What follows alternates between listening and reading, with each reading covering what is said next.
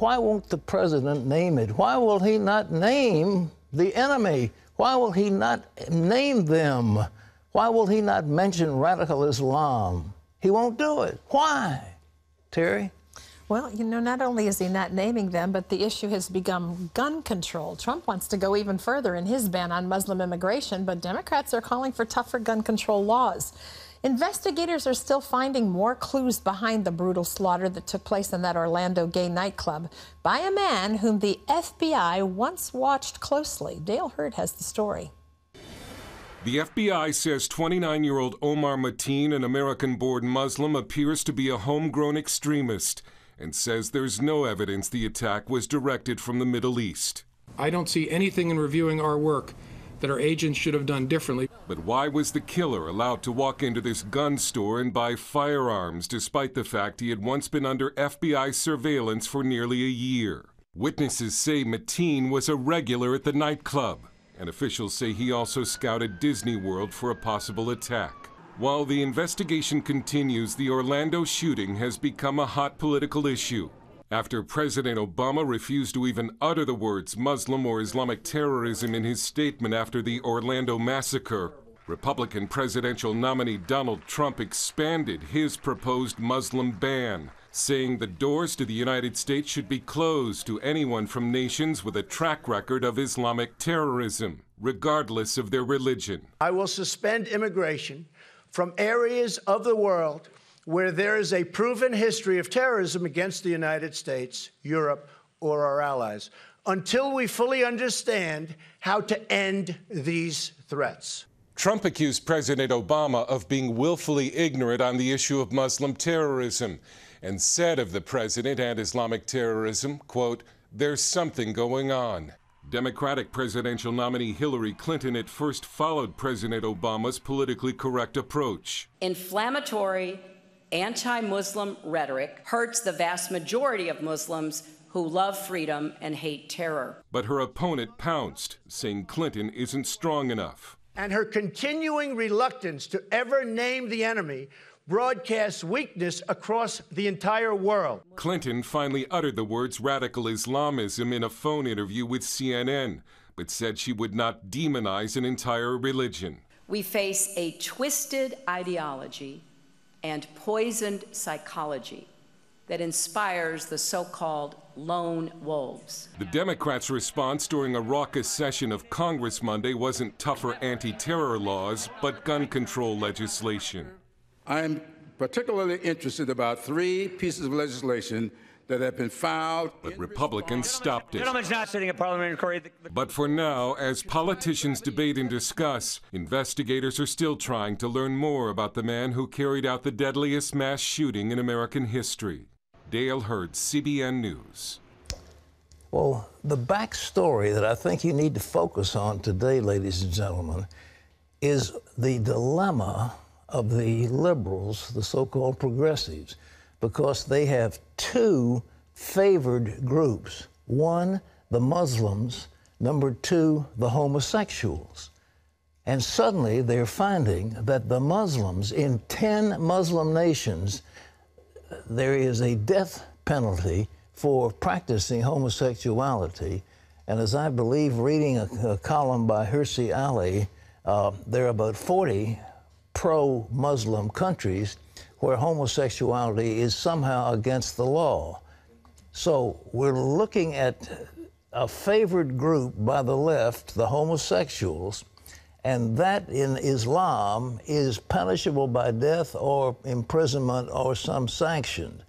So what are the left going to do? How are they going to describe it? And they don't know quite what to do now. But the fact that this Islamic gentleman opens fire in a gay nightclub and kills almost 50 homosexuals, that says something. And it tells the fact that Islam is against homosexuality. So the liberals are going to be scrambling to find some rationale. I think they're going to have a hard time doing it. In the meantime, Donald Trump is riding high because he said we should screen these people, and he's absolutely right. We should screen them. And so the left is saying, oh, you're anti-Muslim, you're racist and all this. Suddenly, that part of it, the narrative, doesn't play too well. And they're stuck as to what to do. But Trump is enjoying a victory, and if more of these things happen, every time it does. The president failed to work in Libya. He said the Assad regime had to go. He didn't do it. He drew a red line. He didn't abide by that. He let Libya go into chaos. He was going to, quote, lead from behind. He has not taken a lead in dealing with ISIS, which he said, well, the threat of, they're the JV team, the threat of extreme Islam is gone. And because the world won't fit his narrative, he just is going to stay with the narrative. And I saw a column of a man named Bret Stephens who talked about King Canute, who ordered the waves to stop coming in. Actually, he had people whip the sea to punish it because it didn't obey him. Well, Obama is trying to whip the waves, and they won't obey him. They won't obey his narrative because radical Islam is in the religion of Islam. It is deeply embedded in the writing of Muhammad. It is in the Quran. It is the Hadith. You read carefully all that they have said. And in terms of homosexuality, it's interesting that there's a man named D.H. Lawrence. You've probably heard about Lawrence, Colonel Lawrence, a famous man among the Arabs. He has a description of a night that he spent in the, I guess, captivity or as a guest of some sheik, and apparently that man performed homosexual acts on Lawrence. We're not sure exactly because it's a little bit veiled in his writings, but it was somehow in there. So it's a murky picture, ladies and gentlemen, but just keep in mind. So why did Omar Mateen launch his deadly attack? Well, the answer may be found in some of the teachings that I've said of Islam itself. John Jessup has that story. Thanks, Pat. ISIS and other Islamist groups believe and teach that homosexuals are people they consider worthy of death, and terror itself has a greater goal. CBN's Chris Mitchell brings us that story from Jerusalem. Islamic experts say the attack on Orlando's Pulse nightclub was no accident. Islam teaches homosexuality is a crime that must be punished. There are many countries in the modern world of Islam, including Saudi Arabia, the Emirates, Brunei and others, in which homosexuality is illegal and it is punished by capital punishment. Both the Quran and the Hadith, the teachings of Muhammad, condemn homosexuality. In the Hadith it says, whoever you find committing the sins of the people of Lot, homosexuality, kill them, both the one who does it and the one to whom it is done. Sheikh Yusuf al-Qaradawi, one of Sunni Islam's top scholars, says there's a debate within Islam on the punishment, but no disagreement on the crime.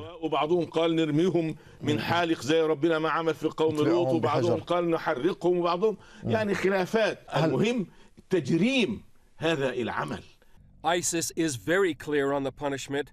For example, in December 2014, near the border of Syria and Iraq, the terror group executed a man for homosexuality and quoted the Hadith in sentencing him to death.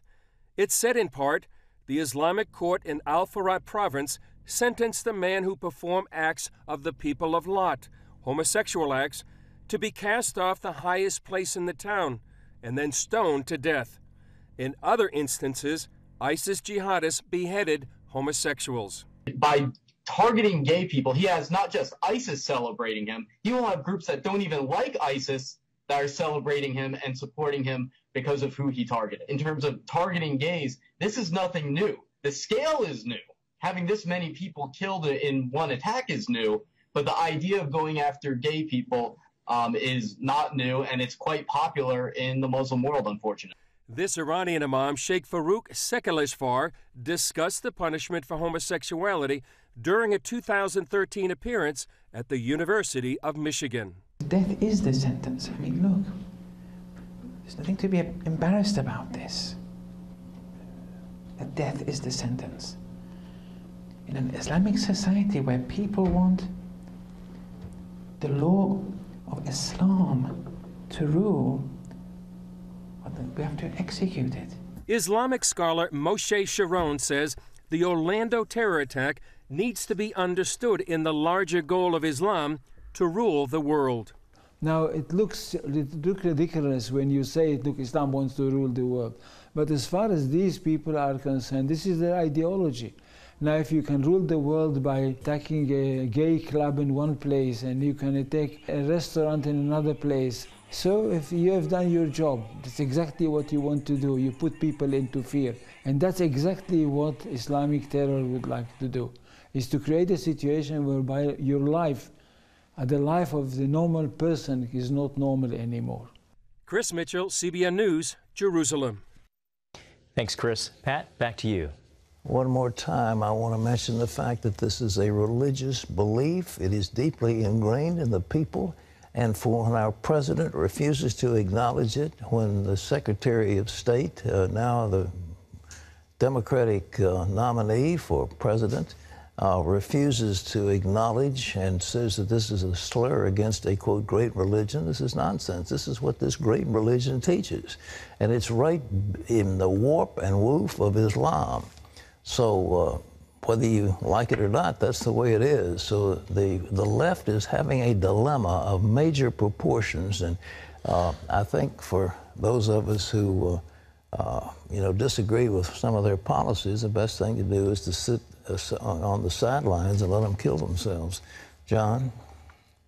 Pat, despite Islamic attitudes toward homosexuality and the fact that the gunman pledged his loyalty to ISIS during the attack, some lawyers for the American Civil Liberties Union say the Christian right is to blame for the shooting. One tweeted, the Christian right has introduced 200 anti-LGBT bills in the last 6 months, and people blaming Islam for this? No. But others on Twitter blasted that idea. Meanwhile, churches have been among those offering compassion and support to the victims of this terrible tragedy. CBN's Abigail Robertson brings us that story from Orlando. The nation continues to mourn with the families of those massacred. These members of the community told us they didn't just know one victim, they knew many. After visiting the hospital, Pastor Israel Martin says we have not yet seen the end of the death count. Some people right now are dying in the hospital. For example, I knew about a young lady who received 8 shots and she's dying. So the family is destroyed. But hospital officials continue working overtime to save those in critical condition. Miraculously, the Orlando Regional Medical Center is located just blocks from Pulse nightclub, and it is the only level 1 trauma center in all of Central Florida, meaning this facility is significantly better equipped than the average hospital to handle a catastrophe of this level. And we heard many stories of how workers responded. She said she's never seen people pull together. They were amazing. All around Orlando, people are pulling together with Good Samaritans, handing out water and food, while donors wait for hours in line to give blood. When a tragedy like this happens, we all need to get out there and do what we can for the people that we can. This person, he meant to strike fear, but, love conquers fear.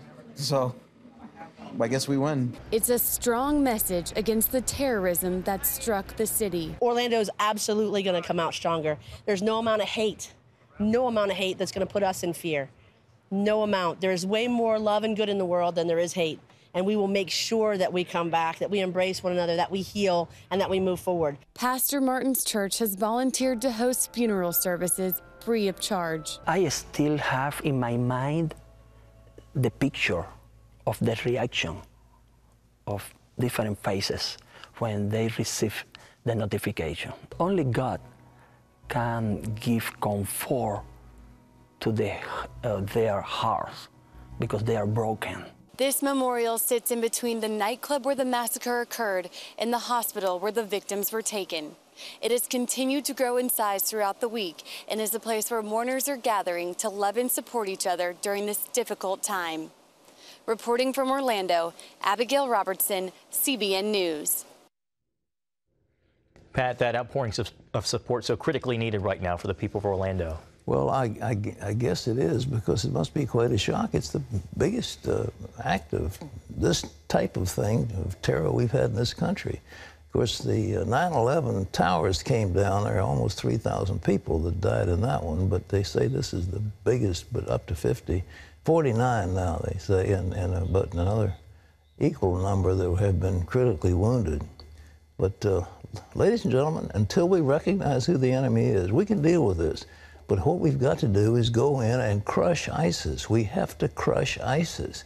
And until we crush them, they will be a beacon star for the idealism of people like this shooter, who are looking for a cause to believe in and a reason to die. And ISIS is giving it to them. It would take a very little of the resources of America to go in. It's going to take troops, and it's going to take air power, and it's going to take a lot more than just drone strikes.